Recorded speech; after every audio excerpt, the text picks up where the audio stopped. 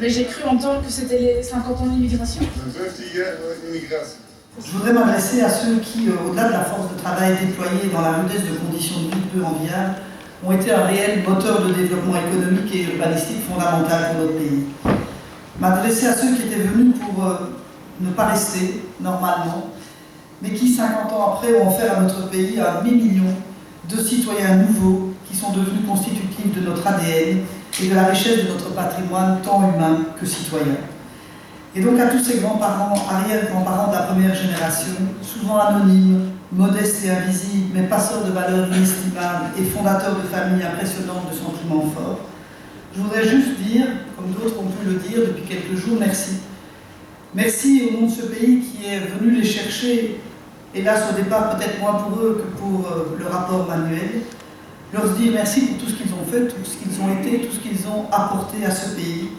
Le visage de notre pays, avant tout, son paysage, c'est celui des citoyens qui, depuis de multiples années, décident les contours d'un pays, certes petit par sa taille, mais qui mérite peut-être d'être grand par le rayonnement que permet notamment sa diversité culturelle nouvelle.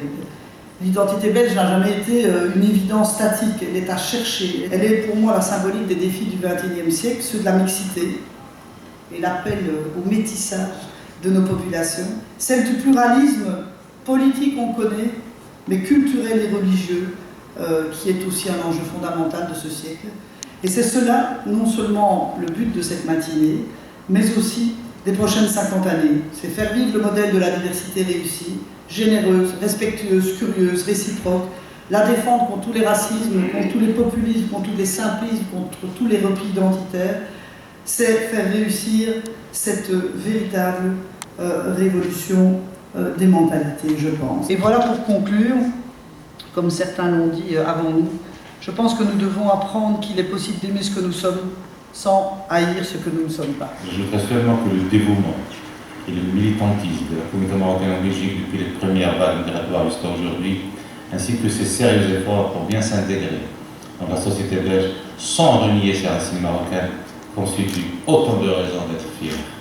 Il convient de louer l'Europe, de l'État fédéral, des gouvernements des communautés et des régions belges, qui s'activent à rendre plus accueillantes les conditions de vie de nos compatriotes et plus aisées leur quête d'intégration, en veillant au respect de leurs droits et des conventions qui les garantissent.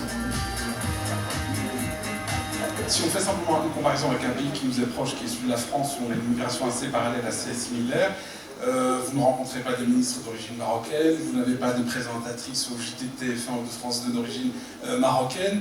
Pourquoi? Parce que fondamentalement, la France reste une monarchie avec un aspect féodal, c'est-à-dire les grandes écoles, et que la Belgique, contrairement à ce qu'on pense, est une république où le jeu est assez ouvert.